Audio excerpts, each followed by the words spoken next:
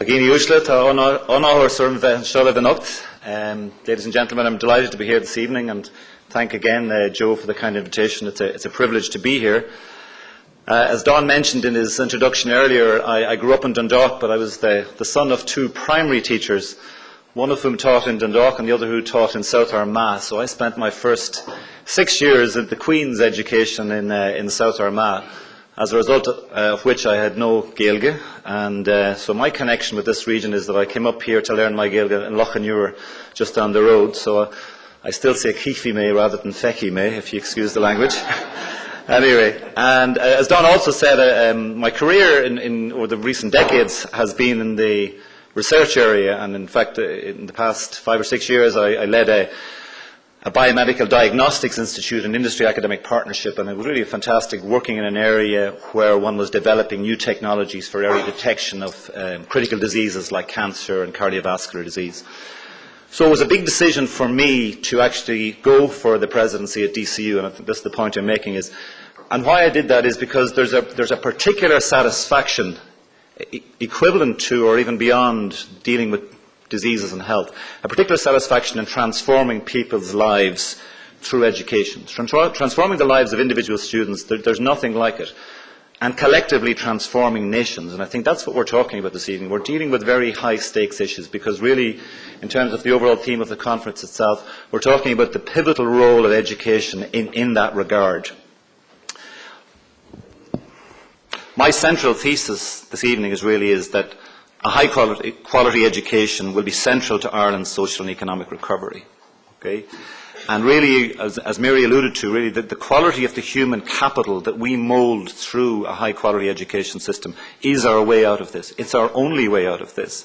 So again, it puts a particular emphasis, it puts a particular moral responsibility on people like myself and others in the education system that we have to deliver, because the future for all of us depends on this. And I would say to you that given the fact that we have hopefully just temporarily lost our economic sovereignty, the only way we can actually address this is through innovation and flexibility. And again, that puts a particular onus on us. And in the issues that I will raise tonight, and I will focus in particular on 5 or 6 key issues that I think require reform and transformation in the education system, these are not issues that we can identify and say we'll fund this, we'll fund that. We have to find innovative ways of dealing creatively with existing resources, or else leveraging unexploited opportunities so that we can deliver the outcome that we require. One of the key messages I'll give, and I think one of the problems that I would identify, is the fact that there is a lack of alignment of objectives along what I would call the continuum of education. And what I mean by you can break it up many ways if you like, but certainly the current thinking on this is looking at early education, early childhood education, primary school, secondary school, third level, fourth level, and all along lifelong learning itself. It is clear to me, and I think if you examine the situation, you'll find that there are many discontinuities and there's a lack of alignment of objectives along the continuum itself. And many of the key problems we're dealing with happen at those transition points where discontinuities occur in our objectives. For example, in the transition from primary level to second level. The primary level to junior cert is not a happy transition, and it does not lead to positive outcomes. And an even more significant one, which I'll emphasise later, is the transition from second level to third level. That is not coherently done. So one of my pleas this evening is for a coherence of approach in the education system. Surely it's not beyond us to look at whatever output point we're talking about, but let's talk about university graduates. It's not beyond us to agree what we're looking from those graduates and to align the objectives of the education system all along the sub-elements preceding that point itself. And through that coherence, one can find additive value. I think the problem is at the moment that without that coherence itself, we're finding destructive interference, to use a physicist's term, and not getting appropriate, efficient and effective use of our resources itself. So say one of the points tonight is about that plea for coherence. And you'll see that diagram here again one or two times throughout my presentation itself. There's a dangerous complacency in Ireland at the moment about the quality of our education system. And one hears uttered again and again about our well-educated young population, and I heard it mentioned and reported in the media from this meeting earlier on this week. And It's uttered so often that there's a tendency for us to believe that this is a permanent fact. Now, Mary pointed to some of the qualities and positives that we have achieved in recent years in difficult circumstances. But I would certainly make the point that there are enough indicators out there, some quantitative, some qualitative, that should give us serious cause for concern. And I'm going to go through some of these. But I think the point is we risk, through this complacency, of sliding down the quality slope to dangerous levels. And given the point I started with is that our future depends on how well we do this. If we fall into this trap of complacency, then we risk ruining it all again. I don't want to become the Morgan Kelly of education, but I do think it is my most important message this evening is to look, and I'm going to focus on these 5 or 6 key issues. What are the indicators of this? First of all, there's some quantitative ones. There's the PISA scores. And for those of you not familiar with that, this is the OECD Programme for International Student Assessment. And in particular, the most recently reported ones looked at numeracy and literacy in 15-year-olds. And just to quote the numbers, in the most recently reported ones looking at the transition between 2000 and 2009, so it's very recent, in literacy we fell from 5th to 17th position. In numeracy, it's worse. We fell from 15th to 25th. This is serious. This is very, very serious indeed, particularly for an economy that would pride itself in being a knowledge economy. Our 15-year-olds are sliding dramatically and rapidly down the system. Another indicator that I'm closely aware of from my own personal experience are the deficiencies at the 2nd to 3rd level transition. Let me be very blunt about this. University lecturers, IoT lecturers spend most of first year trying to address the deficits of what emerges into them from 2nd level. And frequently these are students with high points. And you're dealing with numeracy and literacy in particular. You may have seen recently a report from our School of Journalism where we actually have to deal with literacy issues in first year. And these are students with 400 and 500 points. These are not students at the low end. A second issue, and I mentioned it here as well, is the fact that by virtue, and I'll come back to this, the Leaving Cert and CEO points combination, we create students that have very little preponderance of independent thinking, critical analysis. So we spend a lot of first year trying to reprogram the mindset of our students to get them into independent thinking, critical analysis, creative thinking.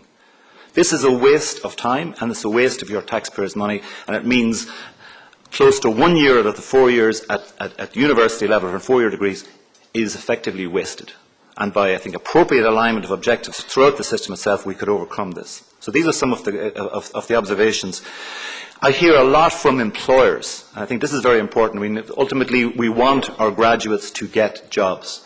In my first 12 months, I spent a lot of my time outside the university system talking to CEOs and managing directors of companies who employ our students. And I'm getting a consistent message. And I'm talking about the Googles, the HPs, the Intels, all of these companies that employ PwCs, these companies that employ hundreds, in some cases thousands of our students. They tell us, on the one hand, there's a skills mismatch, and if I take the ICT sector in particular, one of our strongest aspects of our economy, they cannot get enough Irish graduates in the areas of ICT. And the primary reason for that is the lack of mathematics and STEM subjects. STEM, for those of you, again, who are not familiar, science, technology, engineering and maths. It's particularly a maths problem. We are not producing enough students in those areas, and again, you would have heard that earlier this week. But that is a serious problem for our economy, and I'll come back to that later on. The second point is this. Many of our employers, in fact, most of the messages I got were around this fact. They say the quality of our degree programs from a disciplinary perspective are good. However, what employers are looking for are rounded graduates, and I'll come back to this point later on. The demands of society and the workplace are such that rounded graduates are applied using what they're increasingly calling 21st century skills. That is missing. One employer said to me it takes them up to 2 years to get a graduate into a position where they add value to the company. That is not sustainable. So these are key issues which should cause us serious concern about our education system. So in the rest of my presentation, I want to talk about 6 key areas which I believe can be a focus for us in terms of transformation. And I'll focus not only on the problems, but I'll also address the solutions, in many cases trying to either use creatively existing resources or to exploit opportunities that we haven't exploited to date. So the 6 you can see here: the teaching profession, the Leaving Cert and CEO point system, and so on. You see the list. I'm going to go through them one by one now. So let me take the teaching profession, and let me start with a truism. An education system is only as good as its teachers. It is a truism, but it's worth stating. I think we have lost sight of that in Ireland itself, and I think teachers do not have the high esteem that we would like them to have that they had in the past. And I think there's various issues we can address here. It is very much worthwhile looking at the Finnish experience. And let me just say briefly about Finland. In the 70s, Finland had an underperforming education system and a poor agrarian economy. They realised that they had to address the system and that it was urgent for them. And they focused on this very sharply. They realised very quickly that the source of the solution was in the quality of teacher education. And that's where they focused their energy and their input. Now, in Finland, every teacher has a master's degree. It is now one of the most highly esteemed professions, although not the highest paid profession. They are highly trusted by society, and in fact a lot of the assessment happens at teacher level. Their motto was the one I show you there, trust through professionalism. So they focused on the professionalism of their teachers, and they adopted a very strong partnership approach between policymakers, the educators and the enterprise sector. And they encouraged significant collaboration between teachers and gave them time in their teaching week to collaborate, but all the time focusing on the quality of the education experience. And what has been the outcome? They now outrank consistently every other Western country in the PISA scores, and are now regarded in Europe as the top of the table for innovation itself. And they're seen as a major success, and I think there are many lessons in terms of scale and focus that we can learn from that Finnish experience. And if I add some more comments to this, and again, it's a lesson learned in Finland, but I think it's one that's in many developed countries with good education systems, that continuing professional development is a key aspect of teacher quality. And one recommendation I would make this evening as well, that CPD should be a condition of ongoing registration. Teachers need to be registered, but it's generally speaking not challenged after the initial registration itself. We can enhance the quality of our teachers if we make it a condition that CPD is an ongoing condition of ongoing registration itself. The second point I'd make is a focus in our education system of a move away from the constructivist to the move away from the direct transmission approach to the constructive approach. And just to explain that to you, the direct transmission is the traditional approach where the teacher explains everything and the student is the passive recipient of knowledge itself. The constructive approach, on the other hand, is where the student is an active participant in the acquisition of knowledge. And it's a much more enriching and positive learning experience itself. But overall, the point I'd make with the teaching profession is I think we need to focus much more in Ireland on education as a discipline and enhancing the quality of education. And I'll make a recommendation at the end on this. Second point I'd make, and I don't want to labour this too much because many of you are very aware of this, the Leaving Cert and CEO point system. If I make a single point on this, it's the single most negative factor in terms of driving counter-educational behaviour in our education system. And hands up, it's owned and run by the university system, the CAO points aspect of this. So only we can do something about it. Even the minister can't change it. We have to do it, and we will. Briefly through the points, emphasis on learning by rote discourages independent thinking, does not produce a rounded education, and in some exams, and those of you with kids have done the Leaving Cert, many of you would have done it yourself, in many cases stamina is more important than intellect. This is not what we want to achieve. A particularly important point I want to make, and it's very important for us that the Minister has actually requested the Presidents of the universities to come back to him very soon with an actual reformation of this point system, and that will happen. I want to share with you some of my thoughts on this itself. It's very important to state that one of the clear flaws in this, and it's not well understood, that the point system as it is not a fair reflection of student performance.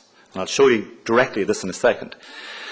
It distorts the choice of student subjects and often the level that they'll choose to go for. They understand, they can, as Mary mentioned earlier on, they're very clever at working out which subjects can give higher grades, what the reward to effort ratio should be.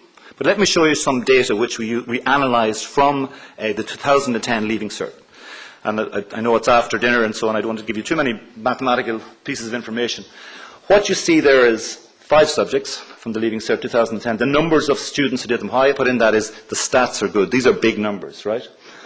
The third column is the important point, right? And that shows the percentage of the students getting less than 60 points in that subject. The percentage of students getting less than 60 points in that subject, okay?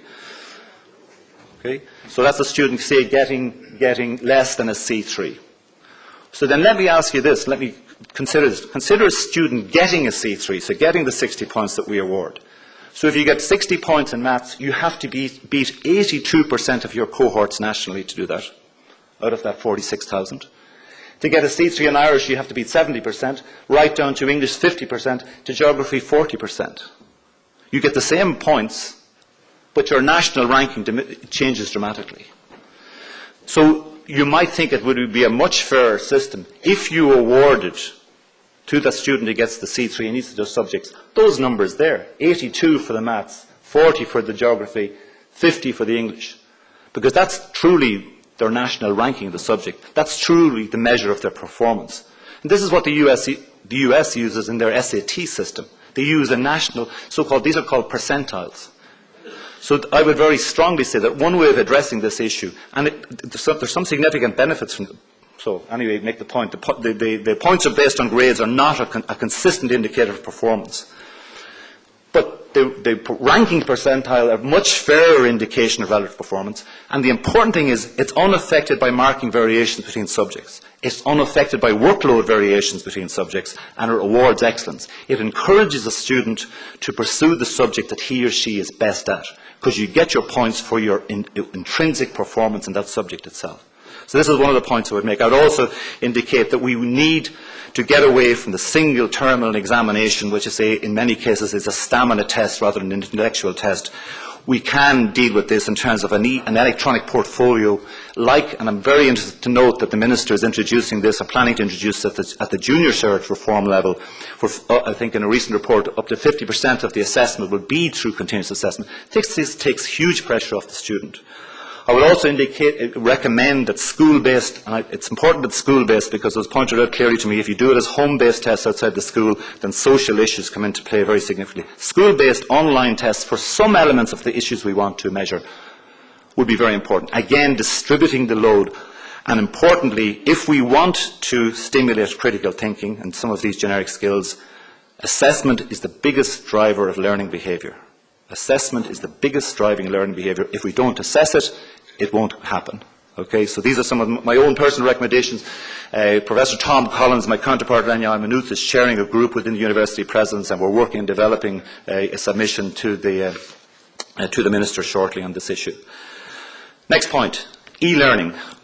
Whatever you want to call it, online learning, e-learning, technology-enhanced learning. This is going to transform the nature and importantly the business of education over the coming decades, perhaps over the coming decade. Life is going to change in particularly third level education. It's already happening. It's happening dramatically in some parts of the world, in particular the US. I draw your attention to a book that's emerging in the coming month.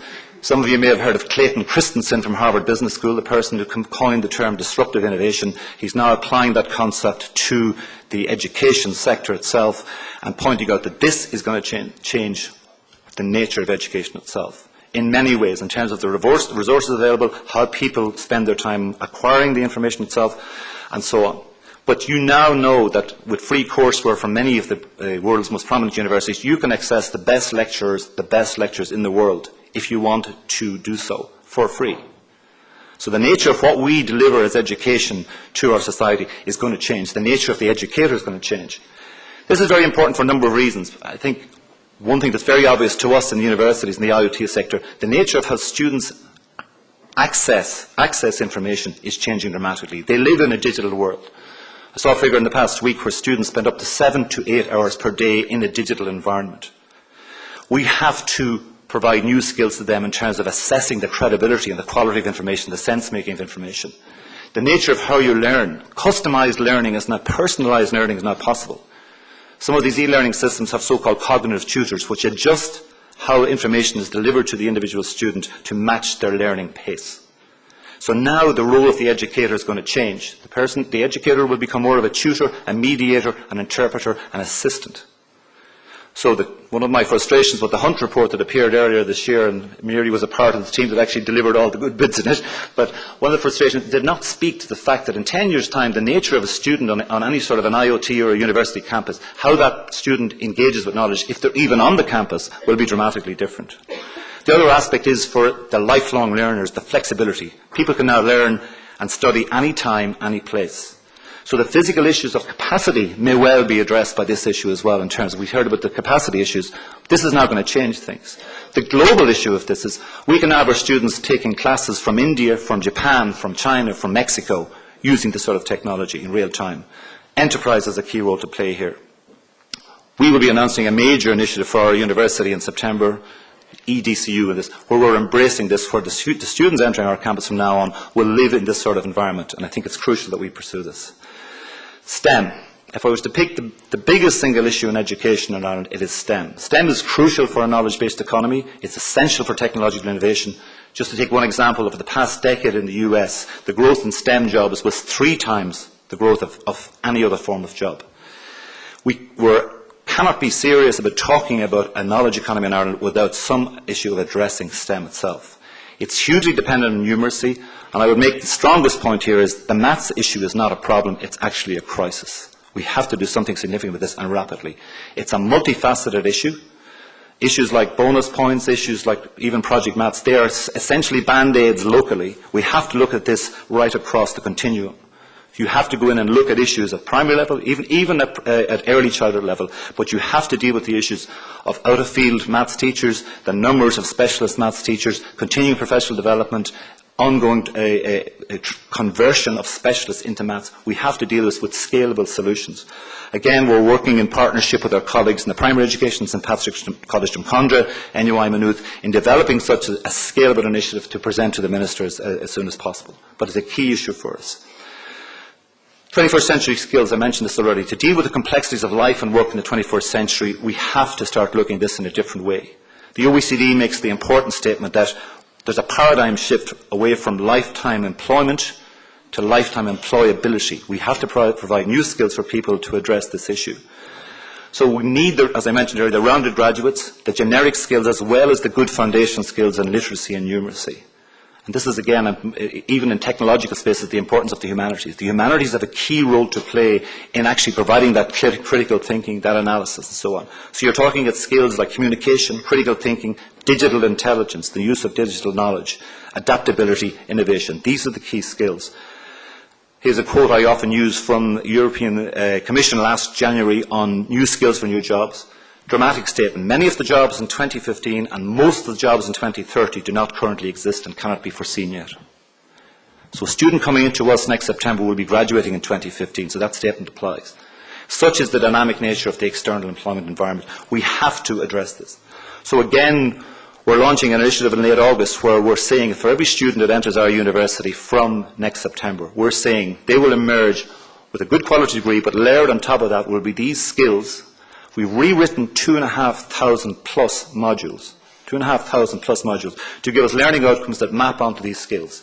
Creative and enterprising mindsets, solution-focused, effective communicators, leaders.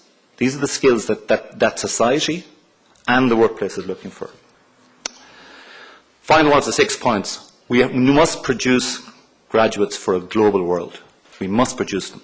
Okay? They must compete in the global market. We must prepare them for a multicultural awareness for the global economies. And when we look at the global economies, they're changing rapidly. I make the point to you that more than 2 in 5 of the world's population now either come from India or China, more than 2 in 5. Within the next 15 years, India will become the biggest population in the world. Its annual increase in population is bigger than the population of Australia. That's how dramatic it is.